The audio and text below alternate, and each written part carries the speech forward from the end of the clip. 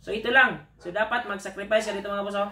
So ito yung mahirap mga boss. Hanapin yung sacrifice. Kasi sa dama, matatakot ka talagang mag-sacrifice. Pero ang sacrifice din, ang kimob sa dama mga boss para manalo. Okay mga boss, naana po ko itudlo ninyo.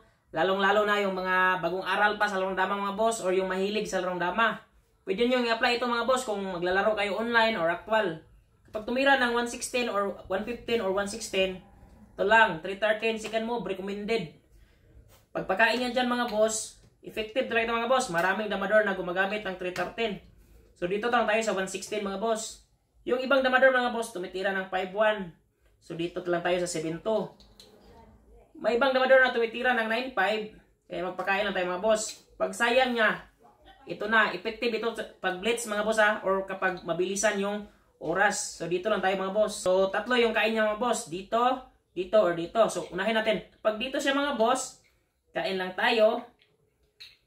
Pagkain niya, or kahit dito, aabangan lang natin sa 6-1. Kain tayo dalawa. So bilangin natin mga boss. So 7 versus 8. So lugi siya ng isa. So maling kain yung 2-16. So ibalik natin mga boss. Balik natin ha. 116 or 115 or 116, 313 recommended. Yan. Tapos 116 lang tayo mga boss. Pag 5-1 niya, 7-2, 9-5. Yan. Pag sayang niya, sasabay tayo dito. So dito talo. Paano naman kung dito mga boss? So ganun pa rin. Dito lang tayo. So malulugi siya ng isa. So bawal. So ano ba yung tamang kain mga boss? So dito lang talaga. Pagkain niya dito mga boss, dito ka naman ngayon sa 4-16. Para pagkain niya, dito ka lang sa 6-2. Kahit saan kumain mga boss, same as lang. Diba, dito siya, kain ka ng 3.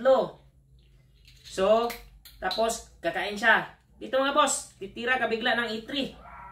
So, ang tamang tira dito, pwedeng 6-1, pwedeng E3, pwede rin 2-15. So, halimbawa, kapag medyo mababa lang yung level ng kalaban mga boss, magpapakain yan dito sa 4-16. So, dyan ba lang mga boss, blunder na yan.